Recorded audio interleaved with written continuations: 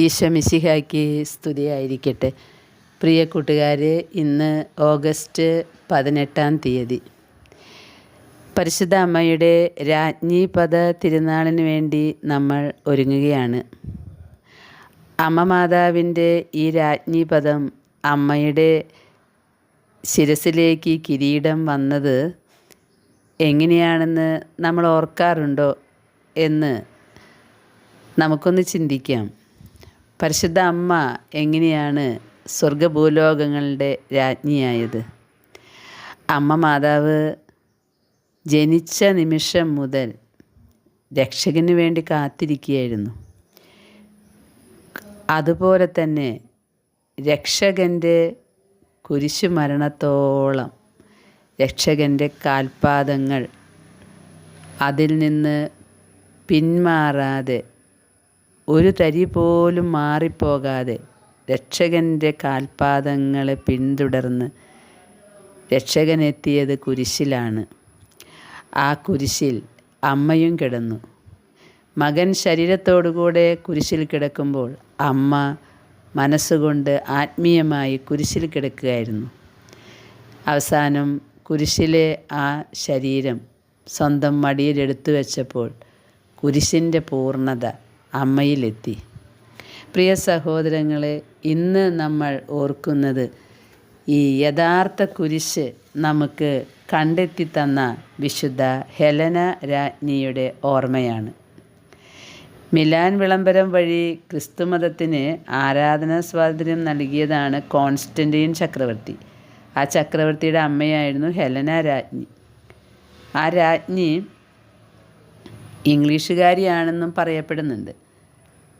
മാക്സെൻസിയൂസുമായുള്ള യുദ്ധത്തിൽ കോൺസ്റ്റന്റീൻ ചക്രവർത്തിക്ക് കുരിശിൻ്റെ അടയാളത്തിൽ ജയിക്കാം എന്നുള്ള ഒരു ദർശനം ഉണ്ടായപ്പോൾ അദ്ദേഹം ക്രിസ്ത്യാനികളോട് വലിയ കരുണ, ആർദ്രത പ്രദർശിപ്പിച്ചു.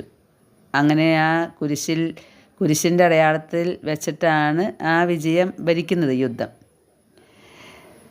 പിന്നീട് മാനസാന്തരത്തിന് ശേഷം ഹെലന രാജ്ഞി ഭക്താഭ്യാസങ്ങളും ദാനധർമ്മങ്ങളും ഒക്കെ ചെയ്യുന്ന ഒരു രാജ്ഞിയായിരുന്നു. 326 ജെറുസലേമിലെ ബിഷപ്പ് മക്കാരിയൂസിന് ഗാഗുൽത്തായിൽ ഒരു ദേവാലയം പണിയുന്നതിന് കൽപ്പന കൊടുത്തു. അന്ന് രാജ്ഞിക്ക് 75 വയസ്സായിരുന്നെങ്കിലും പള്ളിപ്പണി നേരിൽ കാണാൻ രാജ്ഞി ജെറുസലേമിലേക്ക് പോയി. അപ്പോൾ ഉള്ളിൻ്റെ ഉള്ളിൽ ഒരു ആഗ്രഹം ഉണ്ടായിരുന്നു, ക്രിസ്തുവിൻ്റെ കുരിശ് അത് ഏതാണ് എന്ന്. അങ്ങനെ ഗാഗുൽത്തായിൽ കുന്നുകൂടി കിടന്നിരുന്ന ചപ്പും ചവറും മാറ്റി വീനസിൻ്റെ പ്രതിമ നീക്കി അങ്ങനെ ചെയ്തപ്പോൾ 3 കുരിശുകളും കണ്ടെത്തിയെന്നാണ് പറയുന്നത്. അതിലേതാണ് ഈശോയിനെ തറച്ച കുരിശെന്ന് മനസ്സിലാക്കാൻ ഈ കുരിശുകൾ ഓരോന്നായി എടുത്ത് ബിഷപ്പ് മക്കാരിയൂസ് രോഗിണിയായ ഒരു സ്ത്രീയെ സ്പർശിച്ചു നോക്കി. യഥാർത്ഥ കുരിശ് തൊട്ടപ്പോൾ സ്ത്രീയുടെ സുഖക്കേട് ഉടനെ മാറി. കുരിശ് കണ്ടെത്തിയതിൽ ഹെലന രാജ്ഞി അഭിമാനം കൊണ്ട് അവിടെ ഒരു പള്ളി പണിയുകയും ചെയ്തു. രാജ്ഞി മെത്രാന്മാരോടും പുരോഹിതന്മാരോടും വളരെ ബഹുമാനം പ്രദർശിപ്പിച്ചിരുന്ന ഒരു വ്യക്തിയായിരുന്നു. പ്രജകളുടെ വിശ്വാസം വർദ്ധിപ്പിക്കാൻ പുരോഹിതന്മാരോടുള്ള ബഹുമാനം പ്രയോജകീഭവിക്കും എന്ന് ആൾക്ക് ബോധ്യമുണ്ടായിരുന്നു. ക്രിസ്തുവിൻ്റെ ജീവിതത്തോട് ബന്ധപ്പെട്ട സ്ഥലങ്ങളിലെല്ലാം ഓരോ പള്ളി പണിയിച്ച് രാജ്ഞി റോമയിലേക്ക് മടങ്ങി. ശരിക്കും രാജ്ഞിക്ക് ജീവിതം കൊടുത്തത് ഇതിനൊക്കെ വേണ്ടിയായിരുന്നോ എന്ന് നമുക്ക് ചിന്തിക്കേണ്ടി വരും. 75 വയസ്സുള്ള രാജ്ഞി ജെറുസലേമിലൊരു പള്ളി പണിയാൻ പോവുക, അവിടെ വെച്ച് സാക്ഷാൽ ദൈവത്തിൻ്റെ യഥാർത്ഥ കുരിശ് കണ്ടെത്താൻ ഇടയാവുക, അതുപോലെ എവിടെയൊക്കെ ഈശോയുടെ ജീവിതവുമായി ബന്ധപ്പെട്ട സ്ഥലങ്ങളുണ്ടോ അവിടെയൊക്കെ ഓരോ പള്ളി പണിയുക. എത്ര വലിയ ശുശ്രൂഷയാണ് ദൈവം ഏൽപ്പിച്ചത് ഈ ഹെലന രാജ്ഞിയുടെ കൈകളിൽ. ഇത് കഴിഞ്ഞ് റോമിലേക്ക് പോയപ്പോൾ പിന്നീട് രാജ്ഞി നിര്യാതയായി എന്നാണ് പറയുന്നത്. പ്രിയ സഹോദരങ്ങളെ, കുരിശിലാണ് രക്ഷ, കുരിശാണ് രക്ഷ. കുരിശേ എൻ്റെ ഏക അഭയമേ സ്വസ്തി എന്നാണ് വിശുദ്ധ തോമസ് അക്വിനാസ് പറഞ്ഞിരിക്കുന്നത്. മതപീഡനത്തിൻ്റെ വീരന്മാരായ ചക്രവർത്തിമാരുടെ കുടുംബത്തോട് ബന്ധപ്പെട്ട് കിടന്ന ഈ ഹെലന രാജ്ഞിക്ക് കുരിശിനോടുണ്ടായ ഭക്തി അത് സ്വർഗം കൊടുത്തതാണ്. ഈശോയ്ക്ക് വീണ്ടെടുക്കണമെന്നുള്ളവരെ ഉപയോഗിക്കണമെന്നുള്ളവർക്ക് ഈശോ സ്വർഗത്തിൽ നിന്ന് നേരിട്ട് ദർശനം കൊടുക്കുന്നത് പലപ്പോഴും നമുക്ക് കാണാൻ പറ്റുന്നുണ്ട്. പൗലോസ്ലീഹയ്ക്ക് അങ്ങനെയല്ലേ, നേരിട്ട് വന്ന് ദർശനം കൊടുത്തു. മതപീഡകനായിരുന്നല്ലോ കോൺസ്റ്റന്റീൻ, അതുപോലെ നേരിട്ട് കുരിശിൻ്റെ രക്ഷ കാണിച്ചു കൊടുത്തു. പ്രിയ സഹോദരങ്ങളെ, ഇന്ന് നമ്മൾ ഈ രാജ്ഞിയെ ഓർക്കുമ്പോൾ കുരിശിലേക്കാണ് നമ്മുടെ ചിന്ത പോകുന്നത്. ഈ കുരിശാണ് രക്ഷ എന്ന് പലപ്പോഴും ദൈവം തമ്പുരാൻ നേരിട്ട് കാണിച്ചു കൊടുത്തിട്ടുണ്ട്. ഇതൊന്നും കെട്ടുകഥകളല്ല, ഇതെല്ലാം ചരിത്രത്തിൽ എഴുതി വച്ചിട്ടുള്ള കഥകളാണ്, കാര്യങ്ങളാണ്, സംഭവങ്ങളാണ്. കഥകളല്ല, ചരിത്രത്തിൽ എഴുതി വെച്ച സംഭവങ്ങളാണ്. അതുകൊണ്ട് തന്നെയാണ് സാക്ഷാൽ ദൈവം യേശുവാണെന്ന് എല്ലാവരും വിശ്വസിക്കുന്നതും വിശ്വസിക്കേണ്ടതും. കാരണം യേശു ചരിത്ര പുരുഷൻ കൂടിയാണ്. ഭാവനയിൽ നിന്ന് ഉണ്ടായ ഒരു കഥാപാത്രമല്ല യേശു. കുരിശ് സഹിച്ചാണ് ഈശോ മനുഷ്യനെ രക്ഷപ്പെടുത്തിയത്. ആ ഈശോ നമ്മോട് പറയുന്നത്, ഈ കുരിശിലൂടെ തന്നെയാണ് നീയും സ്വർഗം വാങ്ങേണ്ടത്. നീ സ്വർഗത്തിലേക്ക് എത്തണമെങ്കിൽ ഈ കുരിശ് വേണം. പ്രിയ സഹോദരങ്ങളെ, നമ്മളിന്ന് ഒന്ന് ചിന്തിച്ചാൽ നമ്മളെല്ലായിടത്തേക്കും ഓടി നടക്കുന്നത് നമ്മുടെ കുരിശുകൾ മാറാനല്ലേ? അപ്പോൾ നമ്മളെല്ലാം യഥാർത്ഥ ക്രിസ്തു ശിഷ്യന്മാരാണോ? ഒരു പ്രശ്നം വരുമ്പോഴേക്കും അത് മാറിക്കിട്ടാനല്ലേ ഓരോ സ്ഥലങ്ങളിലേക്ക് നിയോഗം വെച്ച് പോയിക്കൊണ്ടിരിക്കുന്നത്? അല്ലാതെ കുരിശ് സഹിക്കാനുള്ള ശക്തിക്കോ അത് സന്തോഷത്തോടെ സഹിക്കാനുള്ള കൃപയ്ക്ക് വേണ്ടിയല്ലല്ലോ നിയോഗങ്ങൾ എഴുതി വെച്ച് കരാറുകൾ ഒപ്പിടുന്നത്. അപ്പോൾ നമ്മൾ യഥാർത്ഥ ശിഷ്യന്മാരാണോ എന്ന് ഇന്നൊന്ന് ചിന്തിക്കുന്നത് നല്ലതാണ്. സ്വർഗഭൂലോകങ്ങളുടെ രാജ്ഞി കുരിശ് കണ്ടപ്പോൾ ഓടി അകന്നു പോയില്ലല്ലോ. പിതാവിനോട് കുരിശുമരം പ്രാർത്ഥിച്ചില്ലല്ലോ.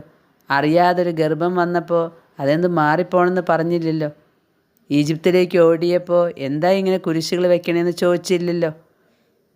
പട്ടിണി കിടന്ന് വലഞ്ഞപ്പോൾ ഇതൊന്ന് മാറ്റിത്തരണേ എന്ന് പറഞ്ഞില്ലല്ലോ. ഔസേപിതാവിന് പണിയൊന്നും കിട്ടാതായപ്പോൾ പണി കിട്ടാൻ വേണ്ടിയിട്ട് നിയോഗവും ഉടമ്പടിയും കരാറൊന്നും വെച്ചില്ലല്ലോ. പ്രിയ സഹോദരങ്ങളെ, പരിശുദ്ധമ്മ ജീവിതത്തിലുണ്ടായ എല്ലാ അപമാനങ്ങളും, എല്ലാ വേദനകളും, എല്ലാ കുരിശുകളും ഏറ്റുവാങ്ങല്ലേ ചെയ്തത്. നമുക്ക് ഇന്ന് ചിന്തിക്കാം, സ്വർഗഭൂലോകങ്ങളുടെ രാജ്ഞിയുടെ രാജ്ഞീപദ തിരുനാളിന് ഒരുങ്ങുമ്പോൾ ഈ രാജ്ഞി ഇങ്ങനെ രാജ്ഞിയാകാനുള്ള കാരണം മകൻ കൊടുത്ത കുരിശ് ഏറ്റുവാങ്ങിയത് കൊണ്ടാണ്. ഈ കുരിശ് ഏറ്റുവാങ്ങാൻ നമ്മളൊക്കെ തയ്യാറാണോ? രോഗം വരുമ്പോഴേക്കും മാറണ്ടേ? അത്ഭുത സൗഖ്യം കിട്ടണ്ടേ? സാക്ഷ്യം പറയണ്ടേ? ജോലി കിട്ടണ്ടേ? എല്ലാം വേണം. പക്ഷേ അതായിരിക്കരുത് നമ്മുടെ ലക്ഷ്യം. നമ്മൾ കുരിശിലൂടെ കടന്നു പോകുമ്പോൾ ഇതെല്ലാം താനെ സ്വർഗം നമുക്ക് തരും. ഈ കുരിശിലാണ് രക്ഷ. ഒരു ചൈനീസ് പഴമൊഴിയുണ്ട്, നീ കുരിശ് 3 വർഷം സന്തോഷത്തോടെ സഹിച്ചാൽ, കുരിശ് ചുമന്നാൽ, പിന്നെ കുരിശ് നിന്നെയും ചുമന്ന് പൊക്കോളും. പ്രിയ സഹോദരങ്ങളെ, ഇന്ന് വിശുദ്ധ ഹെലന രാജ്ഞിയെ ഓർക്കുമ്പോൾ കുരിശ് കണ്ടെത്തി നമുക്ക് തന്നവളാണ് ഈ ഹെലന രാജ്ഞി. അതിനാണ് ദൈവം ആ മകളെ ലോകത്തിലേക്ക് സൃഷ്ടിച്ചത്. എല്ലാവരെയും ഈ ലോകത്തിലേക്ക് സൃഷ്ടിച്ചപ്പോൾ ഓരോ ലക്ഷ്യങ്ങളുണ്ട്. ഈശോയ്ക്കും പിതാവായ ദൈവത്തിനൊരു ലക്ഷ്യമുണ്ട്. ആ ലക്ഷ്യത്തിലേക്കാണ് നമ്മൾ നീങ്ങേണ്ടത്. ഒരു പക്ഷേ തളർന്നു കിടക്കാനായിരിക്കും നിൻ്റെ ജീവിതത്തിലെ പദ്ധതി. അതിൻ്റെ ഒരു ലക്ഷ്യമുണ്ട്. എല്ലാ ലക്ഷ്യങ്ങളും ചെന്ന് നിൽക്കുന്നത് പാപികളുടെ മാനസാന്തരത്തിലേക്കാണ്. പാപികൾക്ക് മാനസാന്തരം കിട്ടാൻ സഹനമേറ്റെടുത്ത് പ്രാർത്ഥിക്കണം. അതിനായിരിക്കും ചില ജീവിതങ്ങളെ തിരഞ്ഞെടുത്തിട്ടുള്ളത്. അതല്ലെങ്കിൽ അനേക ശുദ്ധീകരാത്മാക്കളുടെ പാപത്തിന് പരിഹാരമായിട്ടായിരിക്കാം.